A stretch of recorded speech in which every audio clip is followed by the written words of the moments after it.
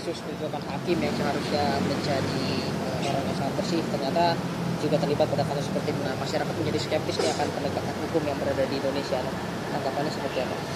Jadi baik, jadi yang pertama saya mau sampaikan bahwa setiap kasus ya atau katakanlah perkara yang terjadi yang dilakukan oleh oknum, tentu ini tidak bisa dipandang sebagai satu perbuatan institusional ya, tetapi ini lebih kepada perbuatan personal ya, karena kami meyakini bahwa di semua lembaga para penegak hukum bahwa sistem pengawasan itu sudah dilakukan secara sangat ketat ya, di semua lembaga para penegak hukum, bahwa kemungkinan akan ada kebocoran-kebocoran, iya. Mengapa?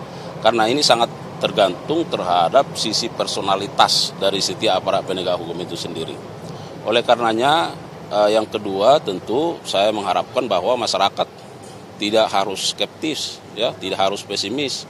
Tetapi inilah menjadi tugas kita, emban kita bersama sebagai anak bangsa untuk bagaimana melakukan mitigasi terhadap setiap persoalan-persoalan yang muncul akibat adanya tindakan-tindakan personal dari oknum. Ya, ini yang harus kita selesaikan supaya apa?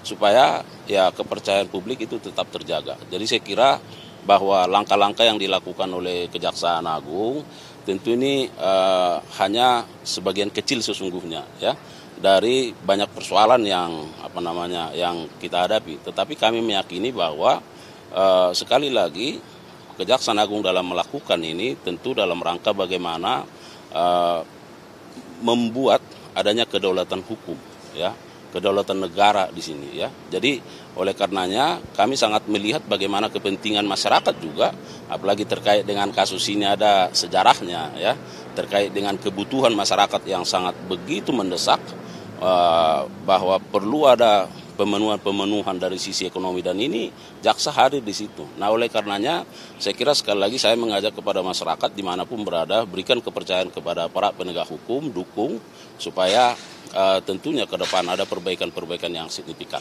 Oke, Pak, ini kan saat ini sudah ada 7 tersangka. Gitu. Untuk perkembangannya sendiri seperti apa? Apakah saat ini sedang dilakukan pendalaman lebih lanjut dan kemungkinan ada orang-orang lain selain dari ketujuh orang? Nah, yang pertama bahwa dalam perkara ini sudah ada 14 saksi yang diperiksa ya, dan dari 14 itu sudah ditetapkan 7 dan bahkan sudah dilakukan penahanan terhadap para tersangka. Saat ini penyidik tentu sedang fokus dalam rangka untuk melihat peran-peran dari ketujuh ini ya. Jadi istilahnya bagi kami mematangkan sisi pemberkasan atau penelitian terhadap peran dari setiap tersangka. Nah, oleh karena mulai kemarin para tersangka itu dipanggil lagi, lalu diperiksa lagi, pemeriksaan lanjutan dari adanya keterangan-keterangan dari pihak-pihak dari saksi itu sendiri. Nah, yang kedua bahwa tentu jika memang ada pihak-pihak yang masih harus bisa atau dapat dimintai pertanggungjawaban, itu sangat tergantung dengan perkembangan dari fakta-fakta hukum yang ada. Sangat tergantung dengan bukti-bukti yang ada. Apakah ada bukti permulaan yang cukup sehingga seseorang atau pihak mana saja pun bisa dimintai pertanggungjawaban. Oleh karenanya saya kira ya perkara ini kan masih dalam waktu yang begitu singkat. Dan nanti kita lihat bagaimana perkembangannya, dan itu sangat tergantung dengan fakta-fakta yang ada. Untuk hari ini sendiri, apakah ada pemeriksaan di sini? Nanti kita update ya, karena saya kira pemanggilan kan butuh waktu kan. Nah, apakah nanti penyidik misalnya masih fokus terhadap seperti yang saya sampaikan tadi atau memang sudah dijadwal, nanti kita update. Sedikit penegasan untuk dana yang 60M itu yang diberikan kepada MAN, apakah ini juga dana yang sama yang diberikan MAN kepada 3 hakim yang 22,5 miliar itu?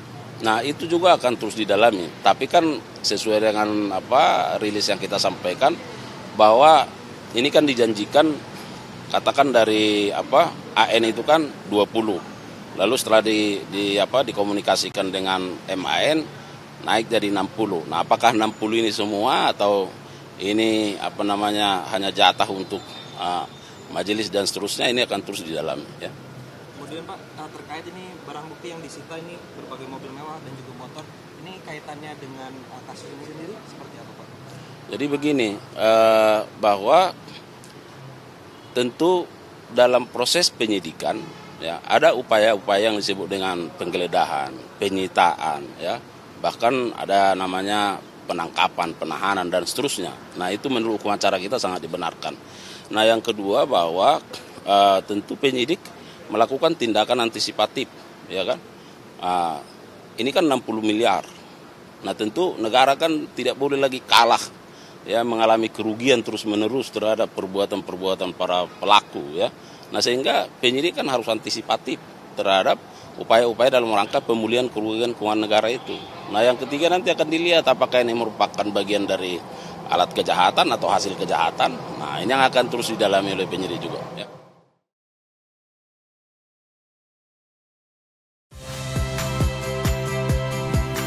Saya Tifa Solesa.